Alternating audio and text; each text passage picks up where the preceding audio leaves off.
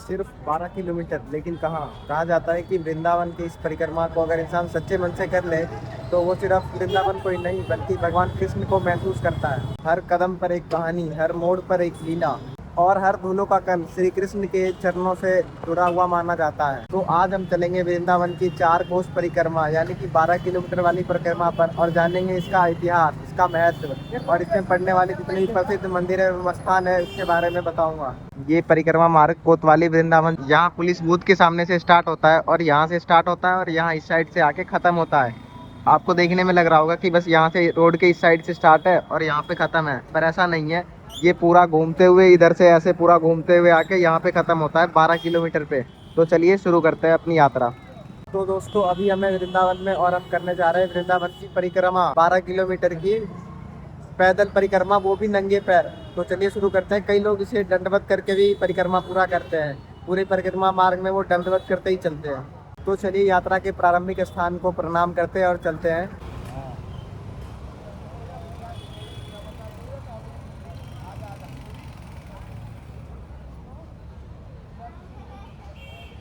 तो गाइस अभी हम परिक्रमा स्टार्ट कर चुके हैं। ये परिक्रमा मार्ग है और यहाँ पे ऐसे कई सारे लाडली जी की दुकान है जहाँ पे सारा बहुत कुछ सामान वामान मिलता है और इस रास्ते पे हमेशा भीड़ चलती है। श्रद्धालु जाते आते रहते हैं। कई लोग रिक्शे से भी करते हैं जो पैदल नहीं कर पाते, बाकी लोग पैदल करते हैं। और हमारे सामने अभी आने वाला है प्रेमानंद महाराज जी का केली कुंज आश्रम। तो वहाँ पे पहुँचने के बाद आपको दिखाते हैं। ये है वो आश्रम, केली कुंज आश्रम प्रेमानंद महाराज का। अभी वो यहाँ पे नहीं है। ये केली कुंज मार्ग का स्थान है। इसके अंदर कई सारे दुकान उकान है और इसके अंदर ही प्रेमानंद महाराज जो एकांतिक वार्तालाप होता है वो करते हैं। तो चलिए वहाँ चलते हैं, फिर आपको दिखाते हैं। केली कुंज आश्रम में ये हमेशा लंगर चलता रहता है। जो लोग आते हैं वो यहाँ के खाना खा सकते हैं। इसके लिए कोई चार्ज पे नहीं करना होता है। बाकी यहाँ रिसेप्शन पे बात करने पे पता चला है कि महाराज जी का दर्शन अभी 2-2.5 महीने से बंद है और अगले 2-2.5 महीने तक लगभग और बंद रहेगा, क्योंकि महाराज जी ने अभी एकांत लिया हुआ है। तो वो अभी दर्शन नहीं दे रहे, ना ही कोई दीक्षा वीक्षा मिल रही है अभी। तो 2-2.5 महीने तक ऐसा अनुमानित समय है कि 2-2.5 महीने तक और उनके दर्शन नहीं हो पाएंगे अभी। गाइज ये परिक्रमा मार्ग पे हर एक मोड़ पे आपको राधा नाम सुनाई देगा। यहाँ पे भजन कीर्तन हो रहा है, राधे राधे आप सुन रहे होंगे। ये पूरा रास्ता और एक और खास बात कि यहाँ अगर आप आ रहे हो ना तो बंदरों का कुछ खास ध्यान रखना होता है। जैसे आपके मोबाइल हो गए, चश्मे हो गए और भी जो सारे आप एसेसरीज जो ऊपर रखते हो ना, वो बंदर छीन के भाग जाते हैं। तो उनसे आपको बचना होगा। इस परिक्रमा मार्ग को लेकर एक सवाल ये भी आता है कि वृंदावन की परिक्रमा शुरू कैसे हुई। तो गाइज ये माना जाता है कि कुछ पुराने धार्मिक ग्रंथों के हिसाब से वृंदावन वो जगह है जहाँ श्री कृष्ण की जन्मभूमि है और वो अपनी दिव्य लीलाएं यहाँ अपने बचपन में किया करते थे। उनका पूरा बचपन यहीं बीता है। इस पवित्र भूमि को प्रणाम करके एवं श्री कृष्ण भगवान का नाम रटते हुए लोग इस परिक्रमा को पूरा करते हैं। माना जाता है कि वृंदावन का कण कण पवित्र है, इसीलिए सिर्फ मंदिर ही नहीं बल्कि पूरे वृंदावन का परिक्रमा किया जाता है। ये परंपरा सदियों से चली आ रही है। हर एक साल लाखों श्रद्धालु यहाँ पैदल आके परिक्रमा पूरा करते हैं। दोस्तों अब हम पहुँच गए वृंदावन के प्रसिद्ध मंदिर श्री मदन मोहन जी। ये वृंदावन की प्रसिद्ध एवं प्राचीन मंदिरों में से एक है। अब हम जा रहे हैं श्री मदन मोहन जी के मंदिर दर्शन करने। इसके लिए ऊपर सीढ़ी जाती है। तो चलिए ऊपर चल के दिखाते हैं आपको और बताते हैं कुछ इसके बारे में। इस मंदिर को बहुत ऊंचाई पे बनाया गया है, ऐसा लग रहा है जैसे किसी टीले पे हो और इस यहाँ से पूरा वृंदावन शहर दिखता है। ये हमारे पीछे एक और मंदिर है और यहाँ सामने यमुना जी है। तो है ना कमाल की बात, यहाँ यमुना जी का दर्शन आप यहाँ से भी कर सकते हो। बाकी अब चल रहे हैं वहाँ घाट पे, वहाँ जाके फिर यमुना जी के दर्शन करेंगे। गाइज यमुना की तट पे स्थित ये वृक्ष लगभग 6000 वर्ष पुराना है। बताया जाता है कि भगवान श्री कृष्ण इसी वृक्ष के ऊपर बैठ के मुरली बजाया करते थे गोपियों के वस्त्र चुरा के। इसके सामने ये यमुना जी है। गाइज ये है यमुना घाट, यहाँ पे बोटिंग वगैरह होती है।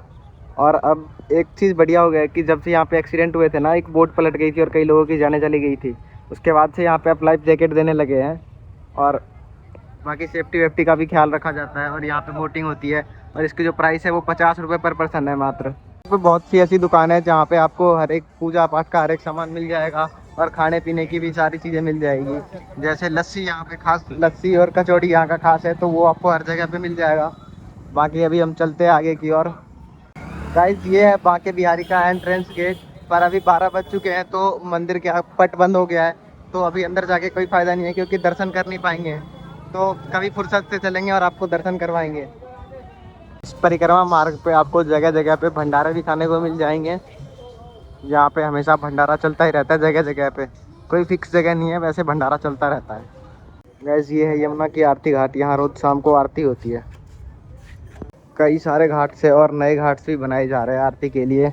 बहुत सारे अलग अलग नाम के घाट है, जैसे केसी घाट, और भी इतने तो नाम मुझे याद नहीं है, पर बहुत सारे घाट है और बाकी नए भी और बनाए जा रहे हैं कई सारे।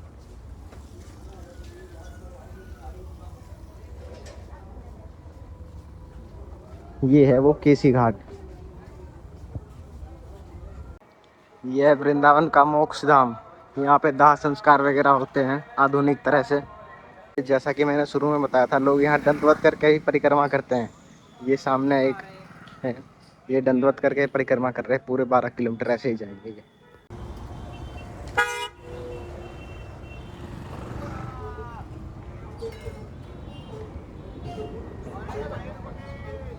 गाइस परिक्रमा मार्ग के रोडों पर ना पानी लगा हुआ है, क्योंकि 2-3 दिन से यहाँ बारिश हो रही थी। और इसकी वजह से एक और फ़ायदा ये है कि आज गर्मी कम है, धूप कम है, इस वजह से हम और आराम से परिक्रमा कर पा रहे हैं। मैंने इस परिक्रमा मार्ग में हर जगह पे अपने वृद्ध आश्रम देखी हुई। पहले यहाँ पर एक विधवा आश्रम बनाया गया है विधवा महिलाओं के लिए, ये चीज़ बहुत बढ़िया है। हर जगह की अपनी अलग अलग कहानी है, पर ये पूरी परिक्रमा सिर्फ चलना ही नहीं, एक आध्यात्मिक अनुभव बन जाता है। और अगर आप भी कभी परिक्रमा करने आ रहे हैं तो इन कुछ खास बातों का ध्यान रखें। सुबह जल्दी शुरू करें, क्योंकि सुबह का नज़ारा बहुत बढ़िया होता है। और एक पानी की बोतल अपने पास ज़रूर रखें। कंफर्टेबल कपड़े पहने, और अगर आप खाली पैर चल रहे हैं तो ध्यान से चलें। जहाँ वहाँ पे कचरा न फैलाएं, क्योंकि हर जगह पे डस्टबिन दिए गए हैं। और शांति वातावरण का ध्यान रखें। गाइस इसी मार्ग पे बाबा नीम करौरी का भी आश्रम है, ये सामने ही है, जिनका प्रमुख मंदिर उत्तराखंड के नैनीताल में है। उन्हीं का ये आश्रम भी है, यहाँ परिक्रमा मार्ग में ही है ये भी।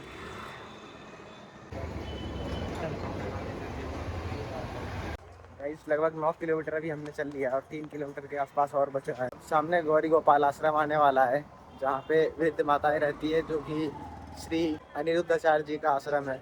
उनका आश्रम अब आने वाला है आगे, तो चलिए वहाँ पे चलते हैं और आपको दिखाते हैं। गाइस अब हम आ गए हैं गौरी गोपाल आश्रम के सामने। ये अनिरुद्धाचार्य जी का आश्रम, इसके अंदर चलते हैं। बाकी अभी कथा तो होगा नहीं, क्योंकि 3 बजे से स्टार्ट ही होता है, तो अंदर चलते हैं। गाइस अभी मैं गौरी गोपाल आश्रम पे हूँ, यहाँ सामने अंदर की ओर कथा होता है। बाकी ऊपर अभी भोजन वगैरह चल रहे हैं, तो अंदर चलिए, जहाँ पे कथा होता है वो दिखाऊंगा। बाकी अभी कथा स्टार्ट नहीं हुआ है, लोग बैठना चालू कर दिए हैं, कुछ देर में कथा भी स्टार्ट हो जाएगा। यहाँ आप अंदर देख सकते हो, लोग बैठे हुए हैं, नीचे की ओर चल रहे हैं, और आपको दिखाते हैं। यहाँ पे लोग आना शुरू हो गए हैं, अभी 1-1.5 घंटे के बाद लगभग कथा स्टार्ट होगा। ये सामने है वो मंच, जहाँ पे गुरुजी बैठ के कथा करते हैं। बाकी अभी वो आए नहीं है। इस गौरी गोपाल जी दिखा दिया मैंने आपको। अब यहाँ से परिक्रमा मार्ग मात्र 500-600 मीटर और है, और वहाँ पहुँचने के बाद हमारा वृंदावन का परिक्रमा पूरा हो जाएगा। और ये अब हम पहुँच गए वहीं पे जहाँ से हमने परिक्रमा स्टार्ट किया था। आपको याद होगा उस साइड, जिस साइड से कार आ रही है उस साइड से हमने परिक्रमा स्टार्ट किया था, वो है पुलिस बूथ। और इस साइड से ये हम वापस वहीं पे पहुँच गए। तो यही हमारी यात्रा समाप्त होती है। तो दोस्तों वृंदावन की ये 4 कोस की परिक्रमा ये सिर्फ एक यात्रा नहीं है, ये भक्ति, आस्था और अपने मन के अंदर की शांति को महसूस करने का एक अच्छा माध्यम है। अगर आप भी कभी वृंदावन आते हैं तो इस परिक्रमा को जरूर करें। बाकी अगर वीडियो पसंद आई हो तो वीडियो को लाइक करना, चैनल को सब्सक्राइब कर लेना, कमेंट में राधे राधे जरूर लिख देना। तो मिलते हैं इसके नेक्स्ट व्लॉग में, तब तक के लिए बाय बाय, राधे राधे।